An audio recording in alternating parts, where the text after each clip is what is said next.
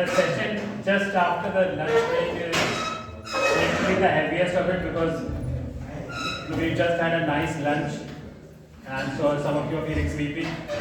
So we've already spoken about the Industry 5.0 in the first session that we had. Now we are going to basically be discussing some of the unique challenges from a perspective, from an Indian perspective, and how merging human creativity with machine efficiency in the Indian context is, going to look like. Yeah. So again, this is something that we've already done in the last session. Just a quick recap. Focus on collaboration between humans and machines, with a huge focus on sustainability, resilience, and everything that you do, the human centricity. जो भी काम करें, we have to ensure that the world is going to be a better place. Humans are going to not only be creative, but also they find their usefulness in an increasingly tech era. Because one of the biggest things is that a lot of humans feel lost working with machines, having robots, working with computers, and they start questioning themselves, what are we there for? When everything is being done by computers and robots and AI, what are we there for? So that's also a challenge.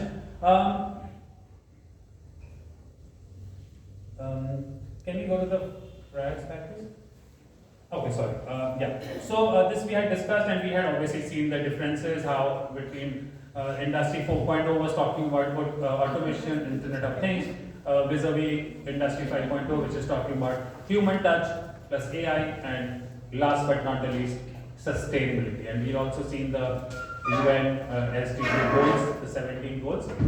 Now, one of the questions is why now? What is it now that we are in the right space to shift to the Industry 5.0? And here the rapid, the way technology is developing all across the world, there's a huge need for personalized touch, lest we end up trying to become like robots ourselves, trying to compete with them. So that clear demarcation between what human beings are capable of doing vis-a-vis what robots are capable of doing, and both of them can coexist in an environment. You don't have to take one person out, you don't have to take humans out to make robots workable or vice versa. They can coexist in a place, and with the amount of development that the world is seeing, people are actually discussing so many things that a couple of years might have looked impossible. A couple of years back, if somebody had told us that, a robot will be coming with expressions, a smile, and reading the news, you will have a company, if you're single, you're not married, if you're feeling socially alienated, a person who looks like human being, who responds to your emotional needs, who responds to your need for being a social being, everything is going to be taken care of. So, आज से 10 साल पहले the movie had shown, maybe Hollywood used to show such movies, and we used to think, oh, it's all stupid, it's so far-fetched, but अभी ऐसा नहीं है, and we are, witnessing that. Again, same things: human centricity, sustainability, resilience. So it's just a repeat.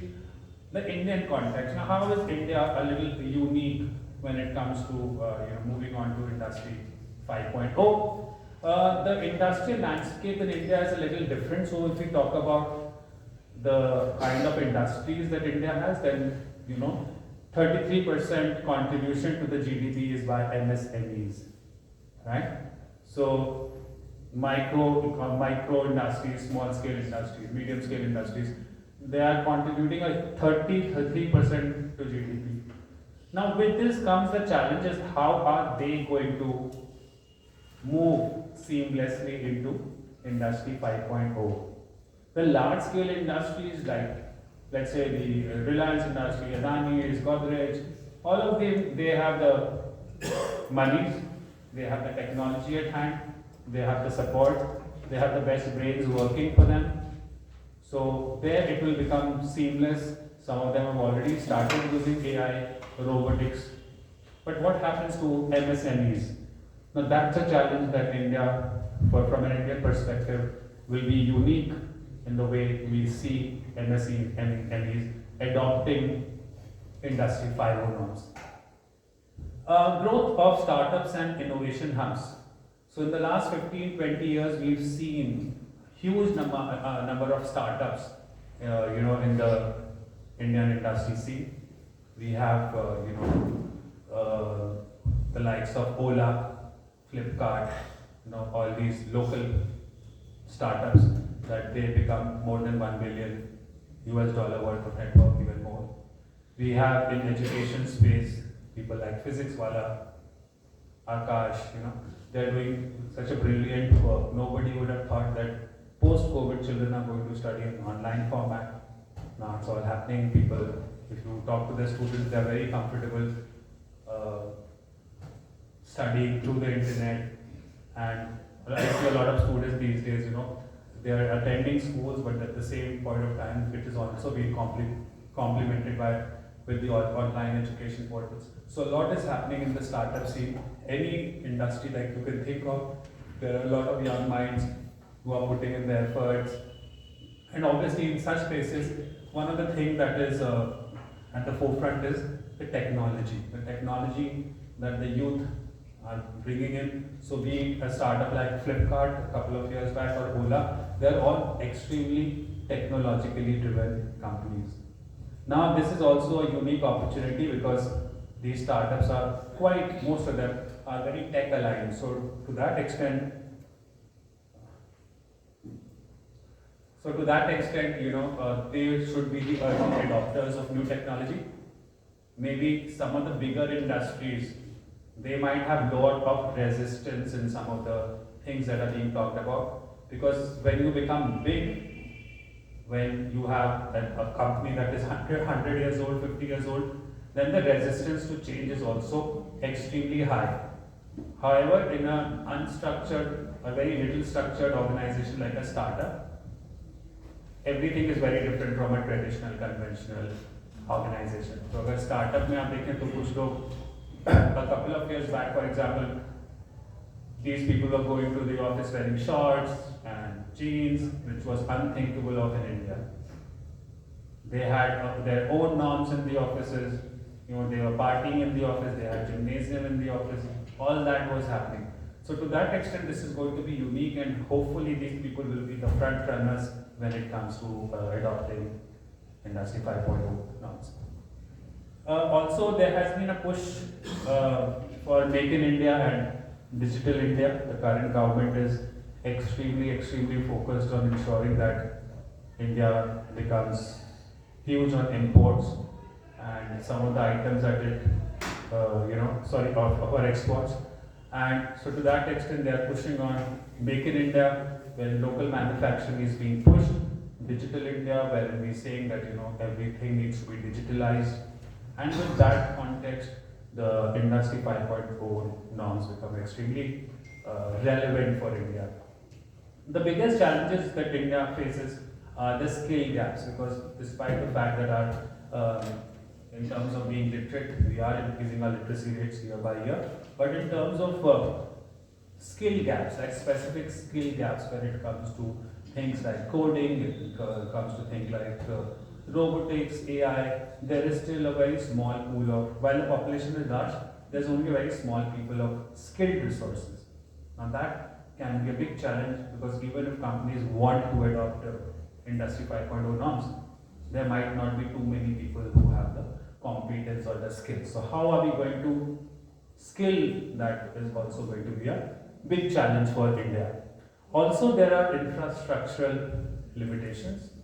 Some of the places, like I'm sure here that, if you were to, a couple of years back, if you had to browse through internet, it was extremely slow. Now, we are all having very fast browsing speeds, but maybe in smaller towns, villages, network is still an issue.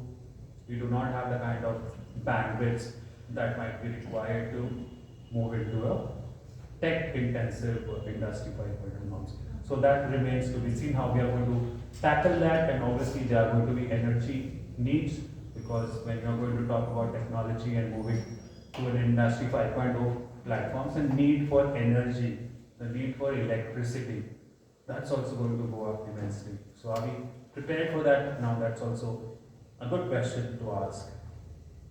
In terms of opportunities, well, the good thing is that we all know India is still a country that is dominated by its youth population, unlike China. So to that extent, we have a large talent pool, and in terms of literacy, our literacy rates have gone up. In terms of technology, in terms of people in the IT industry, in terms of India's brain power, these are all positives that give us hope that India will be quicker to adopt Industry 5.0 norms than some of the other countries. Also, the government is extremely,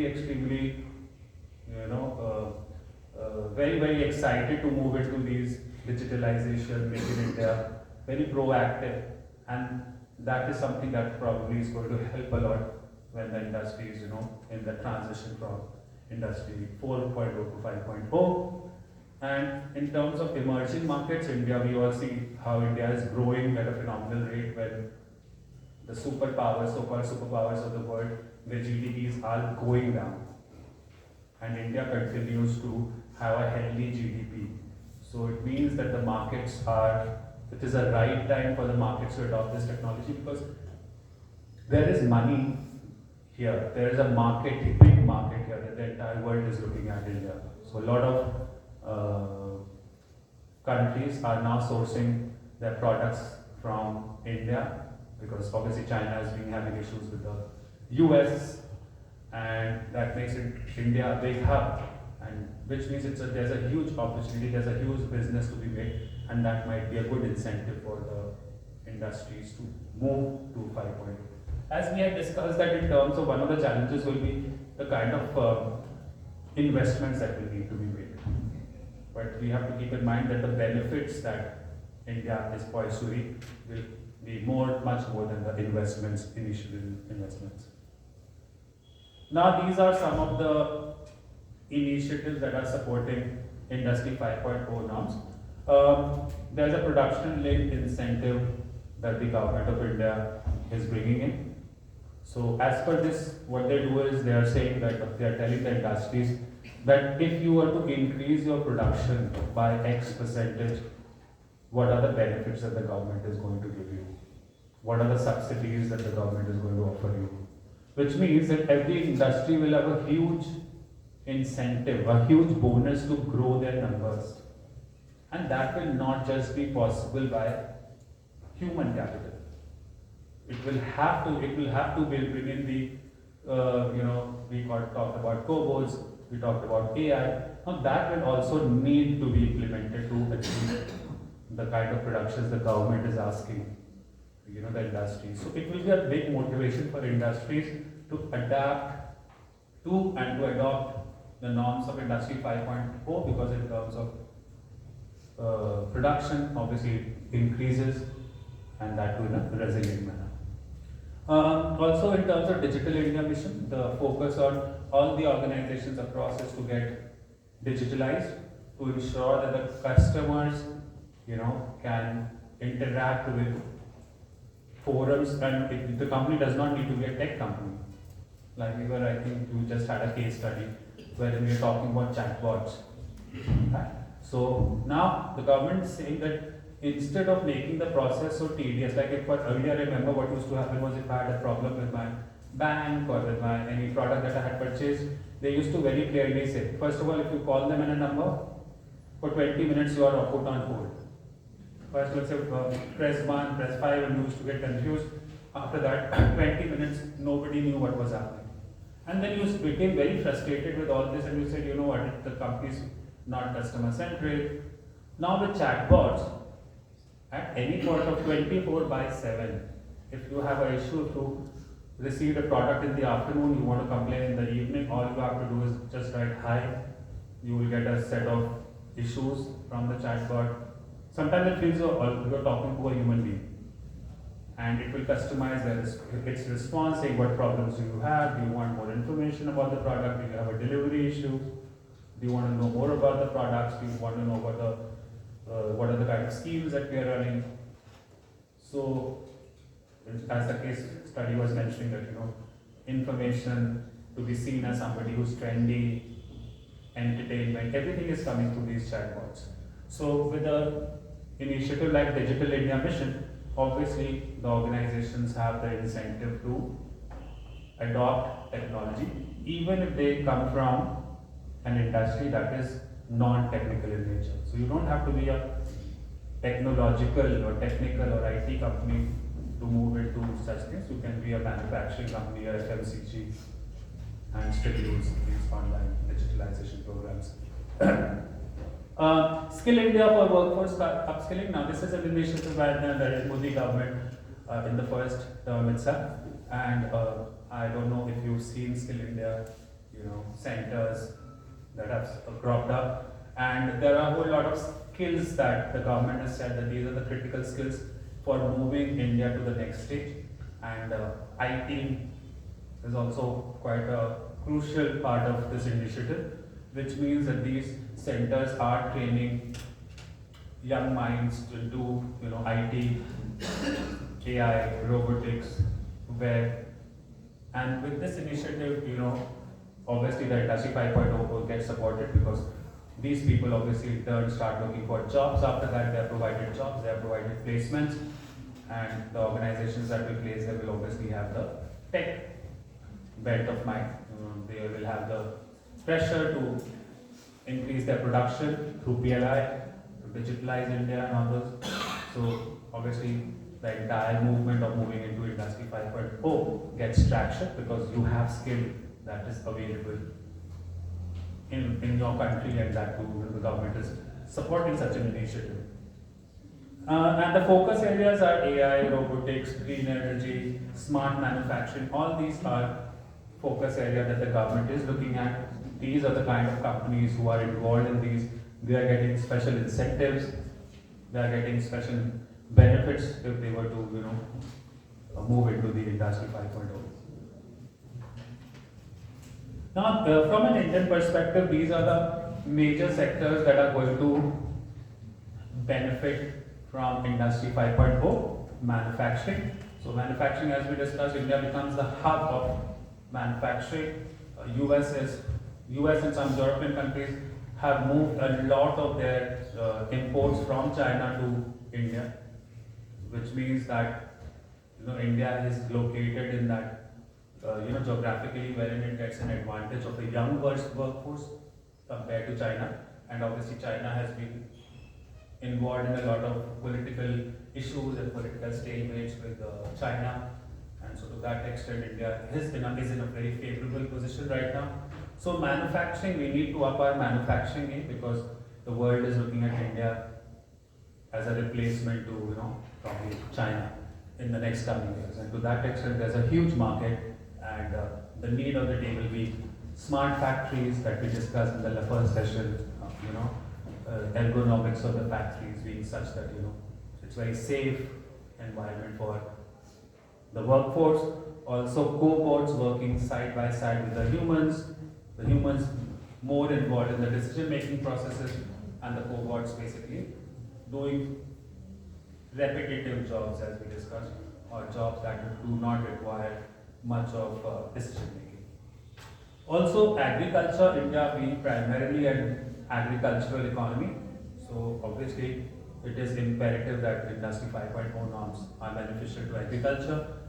And we talked about precision farming, because if we use drones, if we use precision mapping instruments, then we ensure that the yield of the crop goes high because you are doing everything, be it injecting the soil with fertilizers, or so to that extent everything becomes precise, and so if there is little wastage, the farmers earn more money, the yield becomes higher, and that's how agriculture sector is going to see a boost.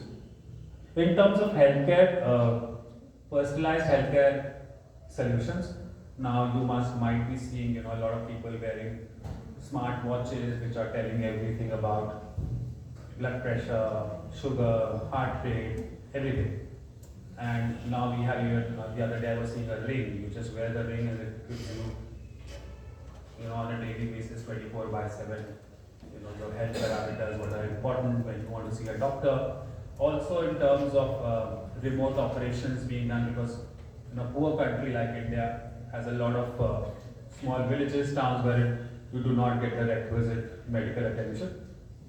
Now, if you have something like a personalized healthcare, the doctor might be sitting at maybe a Delhi or a Bombay, while the patient sits at a small town, and he'll still get the same treatment with the help of a cobot, for example. So you don't really need to invest so much in a hospital and all, having doctors.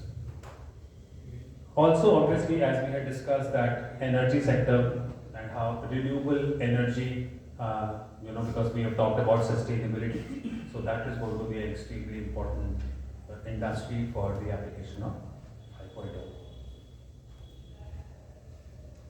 And these are, again, some challenges from an Indian perspective. We had discussed about high-speed internet not being available, not everyone getting an access to a smart device, because these would be the basic requisites for people to move into the industry 5.0. In terms of bridging the knowledge between AI and robotics, this is going to be a huge challenge. Skill India is helping, but more public-private partnerships need to be there, so as to ensure that the kind of skills that are needed, they are going to be available. Investment needs, all these innovations will take money. It's good to say that, oh, I'll do this, I'll do that, but in terms of application of the technology, it requires funding. So then, India will have to have a unique this thing where the government supports industries who are wanting to move into 5.0 but do not have enough resources or funds. So that investment needs is going to be again a challenge. And also in India, from a typical country like India, while innovation is good, there were a lot of local issues about ethics. Some people do not consider some things that are considered very common in countries like US. They start looking at it from a perspective of religion and ethics. So everything cannot be just agreed upon. If something might bring you benefit, but it goes against the faith of the principles, it goes against the principles that people follow, then there's a big ethical question. Should we allow it? Should we not allow it? So to that extent, the government will have to be proactive to ensure that we have the guidelines, because technology has gone ahead, but guidelines wise we are still lacking. So some of the strategies for implementation, as we discussed, public-private collaboration. So the corporates can, tie up with academia and government, so as to ensure that, when they are tying up with educational hubs, which are imparting robotics, AI and all of that, they get a direct access to the skill pool that they require. And also government, because government is having a lot of schemes as we discussed. So a partnership between corporates, the big corporate houses, and government is going to be extremely critical. And also, as we said, academia also, because at the end of the day, the skilling will happen, from the academia. And there's a huge market for education, as we are seeing in India. So many big players are coming to education and becoming unicorns. $1 billion of companies and all of that. Also, for the current workforce, for the people who are already working, like when computers came to India, nobody had heard, people had heard of computers, but they did not know that I have to operate a computer. And it became a big challenge because some of the people who were, which is not to say that old people are not receptive to technology, but some people who are in their 50s and all, they're almost at the end of their careers. They said, we can't operate computers. We don't know. Similarly, if you've seen during COVID, some of the teachers in the schools who had worked for 15, 20, 30 years, they said we can't be doing online classes because we can't make these presentations. We don't know how this works. So this is going to be a challenge. There will need to be a certain strategy in place for the implementation, because the current workforce will have certain issues in adopting new technology. Um, and obviously things which will need to be integrated, it will have to be, you'll have to make it very interesting of what it is capable of doing for people to take interest. अगर उन्हें कोई interest नहीं आएगा तो it will become like अ चोर की करना है ऑफिस में बोला करने को. So to that extent how we can integrate AI, robotics, data analytics training to make it useful for the workforce.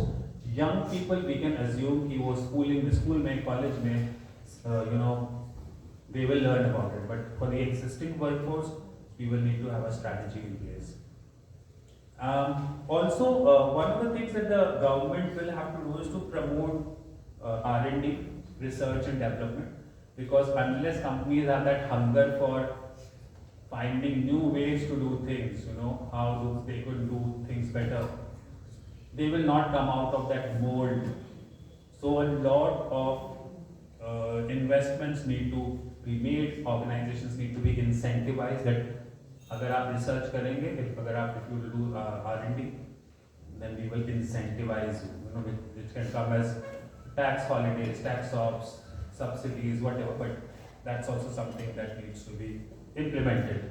Also, sustainability, as we had discussed, is going to be focused. How recycle, how can we make the climate better, how the waste products can be recycled, and to that extent, circular economy means, you reuse the waste products, and renewable energy adoption will obviously have to be taken at the forefront. Now, there's a small case study just so as to understand, how we can actually implement this in a real life sort of a scenario. So there is this company called Rehat. We know what heart is, and they call it Tehat, say they have made it Rehat, and they are basically involved in precision agriculture. Okay, so increasingly we will be seeing organizations like DHAT, and we have to see how innovatively they have involved the farmers in precision agriculture. So it's an agri-tech hub that was founded in India in 2012, and it provides the farmers end-to-end services, meaning from the time that the seeds are sown to the time that the crop is sold, everything, all the services are provided to small farmers and marginal farmers. So they give the farmers the best quality seeds, they give them fertilizers, there's an advisory board that tells them which crop they should be planting, also access to the markets, what are the price points, what are the new crops that they can do, what is the suitability of the soil that they have, and plan the crop accordingly. And so what they do is they basically try to integrate agriculture to value chain. So अगर farmer है तो उसे बहुत सारी चीज़ें चाहिए होती है, पहले अच्छी सीड चाहिए होती है, then he needs fertilizers, pesticides, जब हो जाता है तो then he needs to sell. तो एक ही प्लेटफॉर्म में they are trying to ensure they had profitability farmer की मिले और एक पॉइंट पे ही उसे सब कुछ सर्विस मिल जाए. So how is the precision farming, which is an industry 5.0 thing, how is it helping in the success? So they are using technology, which obviously use AI, and they are trying to optimize the farmers' tactics. So they are using Internet of Things, as we had discussed. That, some of the things don't require manual intervention. चीज़ों को, for example, if the rain is going to be this much, then the AI is going to tell you this is the kind of crop that we are expecting. This is the data we have, big data that we have from the last 100 years. This is how the climate has changing. These are the new crops that you have to use. This was the profitability of this particular crop in the last 10 years. This is what you should do. So everything, they are incorporating Internet of Things, GIS, machine learning and big data. And so they ensure precise management of crop, soil and water. At the end of the day, if the farmer is sowing the best seed, quality seed, as per the climate data, as per the data of profitabilities in the market, as per probably the global need of that particular crop, when everything comes together, then obviously the farmer yield bhi badhta hai and profitability also goes up. So these are a couple of things that they are doing. they have a data driven crop advisory. So वो क्या करते हैं, they use satellite imagery, weather data, weather forecast, and then they make recommendations to the farmers saying that this is the kind of climate that you have, this is the kind of climate in the last 10 years, this is the how rains are being predicted. So अगर rain कम हो रही है तो देर से आप ये मत हो, आप कोई और, and they will make you a recommendation. This is the best, keeping in mind the climate that you have. This is the best, that is keeping in mind the soil that you have. And so farmers receive real-time updates on their agriculture and irrigation needs, pest control का pest control ये सब regular हो रहा है 24/7 because of AI you are able to monitor. What is the right time? अगर पता चला कि भैया बारिश 2 दिन बाद होनी है and crops might get affected, they'll tell you no, now is the right time. So next 2-3 days में you have to yield. And because of this, obviously the yields go up because climate की वजह से आपकी crop खराब नहीं होगी, pest की वो controlled है, ये real time है, so वो भी probability है कि आपको जो नुकसान नहीं होगा. The other thing they do is they use GIS, which is a geographic information system. So इसकी help से भी farmers ensure that their fields are being monitored, they are being mapped, and कोई भी stress field में हो, कोई भी ऐसी issue हो which is of importance, कि pest आ गए हैं या कुछ है, because it's being watched 24/7, so nothing misses their eyes. And since it is customized, which means that अगर आप एक farmer हैं आजमगढ़ में और एक farmer है सीतापुर में, obviously they'll have totally different information because the information they are getting is precision mapping. So precision हो रहा है आपकी land में, आपकी farm के हिसाब से हो रहा है. So because of this early intervention, the farmers save a lot of money. अभी कोई pest पहले ही पता चल जाता तो obviously they don't lose out. Climate खराब होने वाले, बारिश नहीं होने वाले, तो they don't sow that crop. All of those things, and then they use things like Internet of Things and sensors. So Internet of Things, as we had discussed, without any human intervention on a real time basis, they get what is the quality of soil moisture, what is the temperature, how much humidity, and accordingly advise the farmers. So when you get real time benefits, then आप ना तो over fertilize करते हैं. For example, if the soil is moist already, why do you want to waste water? If there is no pest there, you can do without pesticide. Why do you need to spend money on pesticide? So because of that, the early intervention, the farmers get to save a lot of money. Also, the other thing they are doing is they are connecting farmers directly with buyers.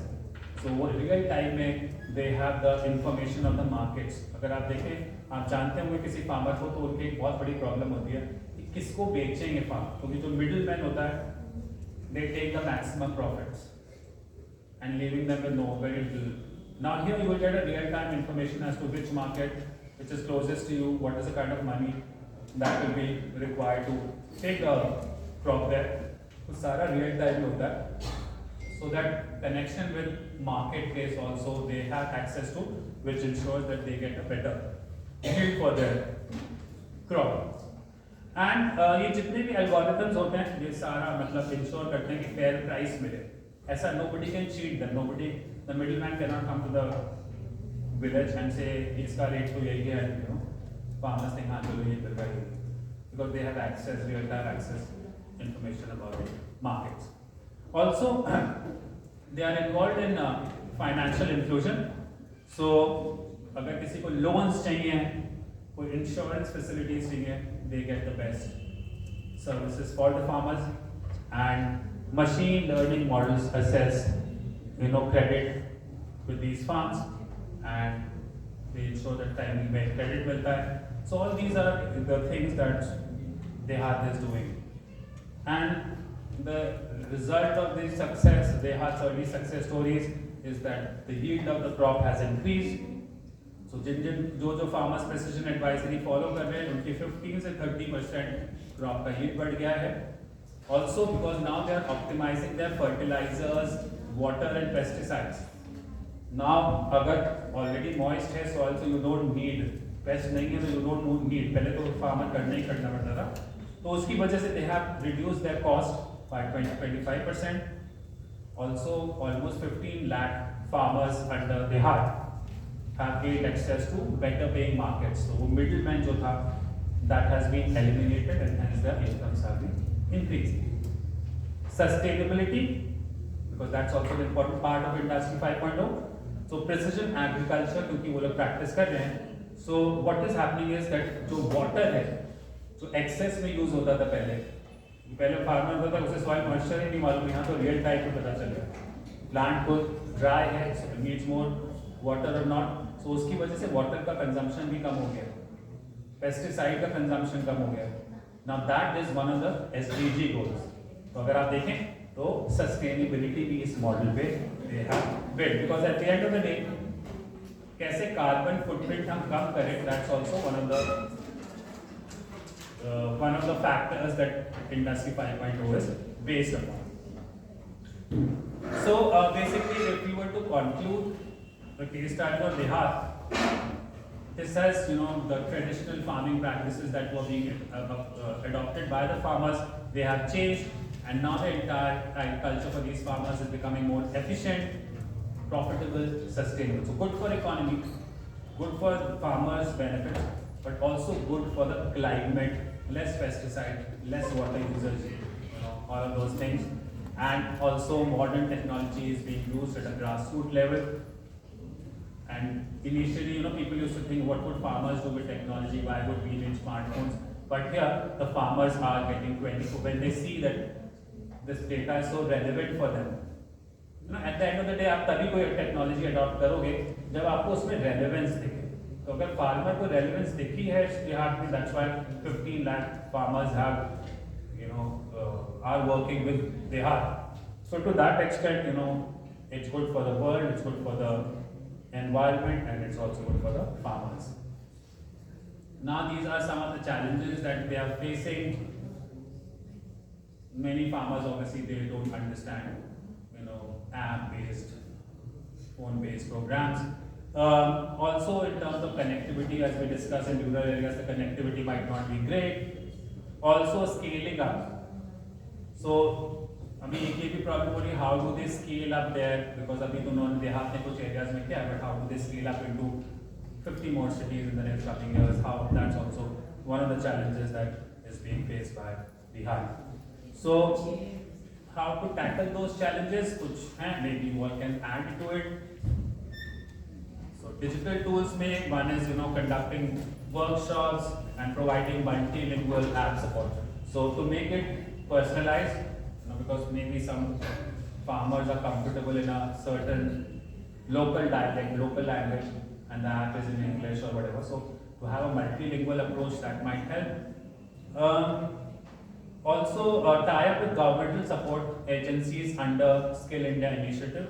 So because there are so many agencies, maybe they can look at Skill India. All these agencies employ people, ask these people to train the farmers. Also, the executives can conduct online programs, and so that the comfort with these digital tools is adopted by the farmers. Also, ensure that this technology is fun rather than a scare. So the moment they realize, oh, it's so fun, every day I can see, and they can do it in a very nice gaming format or whatever interests them. So to see visually that my soil does not need water, I don't need to go to the farm today. And so that it becomes interactive, interesting, rather than making it something of a scare that everybody is very afraid of the ocean. I don't know tech, what will I do? In terms of limited connectivity, they can partnership with telecom providers, offline data syncing features. So a lot of data can be, provided at an offline. You can, even if you are offline, you can sync some of the data. So whenever you're getting a certain network, you can some of the offline data can also be uploaded. That can be a solution. And also some of the tie up with private government players, having local offices and let the farmers access internet real time and a short time. In the short time, some of these villages will have a private or a governmental firm where they can share the bandwidth and with these farmers as a short-term measure. Also, since they have facing an issue about how to scale up their operations, how to move to 50 cities, 100 cities. So once AI gets involved, the regional customizations and scalable cloud infrastructure that is in place, then you can access, sitting in one office in Bombay or Delhi, hundreds or thousands of cities data, by AI-based digital communication tools, and that can help you with customization. So keeping all that in mind, the future vision for India for Industry 5.0 is that India is as a global hub for sustainable human-centric manufacturing. India is a huge manufacturing setup, and until the technology is only going to get adopted when the entire human centricity is brought into it, and that is a challenge, but it also spells a very bright future because India में बहुत manufacturing और अगर आप देखें जैसे हम discuss कर रहे हैं तो सबसे ज़्यादा impact manufacturing में बहुत ज़्यादा है. It's a labor intensive thing, so if machines come in, efficiency goes up. Also manufacturing में होती है तो बहुत ज़्यादा pollution भी होती है. तो जब वो कम करेंगे तो सबसे ज़्यादा impact आपके environment में, climate में भी सबसे पहले दिख रहा है. So if you want to adapt into 5.0. Next steps, leveraging demographic dividend. We have a demographic dividend, जैसे हमने डिस्कस किया. बहुत youth है इंडिया में, and the young people are easier to skill. Okay, they are in that point of time where they are getting skilled, they are having education. So if you can incorporate robotics, AI with big data with their curriculum, so we will have an advantage over others because बहुत सारी countries हैं like China जहाँ पे it's a growing population, मतलब population old हो रही है बहुत ज़्यादा. For them it might be a difficulty in adopting these, but India has that advantage. And once we do that, there is nothing stopping us from becoming leaders in greener technology, and then India can actually become an ideal for everyone else to emulate. So the entire world can learn from the learnings of India because obviously we are a manufacturing hub. So this is basically. So if you were to conclude, the Industry 5.0 has, it has a potential to just metamorphosize India into wherein creativity, innovation, human centricity can be, part of its industrial background that we have. Also, one of the things that is going to be important is call to action. While we know what actions we have to take, we have to engage the various stakeholders, the manufacturers, the corporate houses, the farmers, because we've already seen which are the kind of industries that will have the maximum impact. Also, investment in skills and infrastructure, that's going to be extremely critical, and focus on inclusive growth. So when we are growing, the focus has to be that everybody grows. Right? We have seen in the past that the rich are becoming richer and the poor are becoming poorer. So when this happens, we ensure that it's inclusive. We also include, because of the sustainability, we also ensure women in our setup. More and more women to be employed. We ensure that children do not work at an age when they are supposed to study. So all of these things will bring in a certain sustainability into the system, and then with its demographics, India can definitely end up being a big superpower in the coming years. So embrace the synergy of human ingenuity. Ingenuity means skill, creativity, and advanced technology. Industry 5.0 is not just about progress, but purposeful innovation that uplifts humanity and sustains our planet. Okay, so this is how India can actually take a lead in moving towards Industry 5.0 and set an example for the rest of the world, because the kind of demographics that India has are extremely unique. The kind of workforce that we have is extremely unique. The challenges that we have are extremely unique. So if India is able to do it well, then it will become a guru for the rest of the world to emulate and follow how we can successfully move into a human-centric Industry 5.0. So this is basically all I have today. I had actually a case study in the first one also, but I understand there's a paucity of time. So if you have any questions to ask, you can ask, or if you want to move to the next section, that sounds good. Okay, so I guess that's it's pretty clear. So thank you very much for being so patient. And if you have any questions, any doubts, I'm here, so you can